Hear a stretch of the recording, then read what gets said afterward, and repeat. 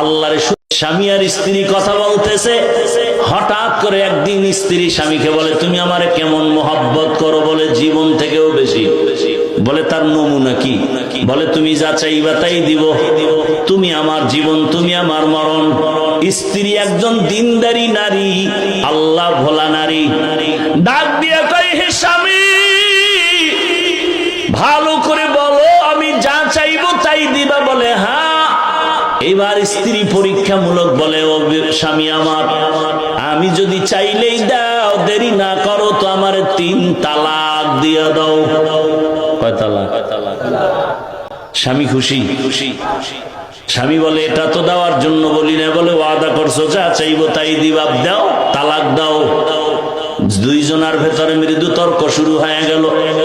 সমাধানের জন্য জামানার নবীর দরবারে রওনা। রাস্তার মাঝে যাইয়া হঠাৎ স্বামী বেচারা রাস্তায় পড়ে গিয়া পা ভেঙে গেছে। নুজহাতুল মাজালিসের মধ্যে ধৈর্যের বয়ানে ঘটনা আছে। ওই আল্লাহর বান্দা যখনই পা ভেঙে চিৎকার শুরু করে, আল্লাহ তুমি আমারে মুসিবত থেকে বাঁচাও। স্ত্রী হাতটা ধইরা বলে, নবীর দরবারে যাব না, বাড়ি লও। বাড়িতে যাইয়া স্ত্রী ডাক দিয়া কয়, স্বামী, আমি যে তালাক চাইছিলাম সে কথা উদ্ধ করে নিলাম, তালাক লাগবে না। স্বামী বলে, বিবি চাইলা কেন? আবার চাওয়ার পরে ফিরাইয়া নিলা কেন? এবার বিবি ডাক দিয়া কয়, স্বামী আমার, তুমি কি রাসূলের হাদিস শুনো নাই?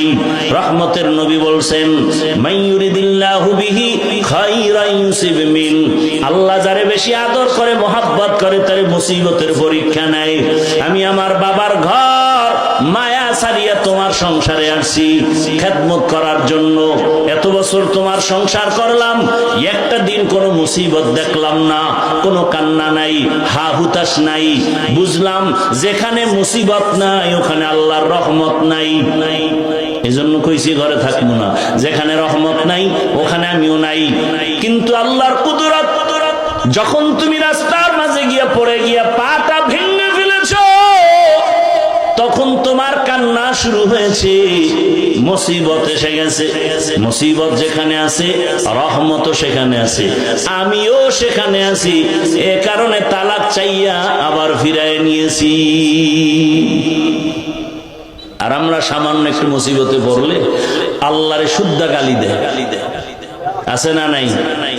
আল্লাহ হেদায়েতের দৌলত দান করেন।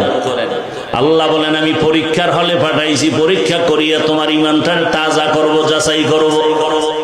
আল্লাহর কাছে সাহায্য চাওয়ার জন্য 2 জিনিস লাগবে, ধৈর্য আর নামাজ। আমাদের ধৈর্য নাই, নামাজও নাই, এ কারণে সাহায্য চাই।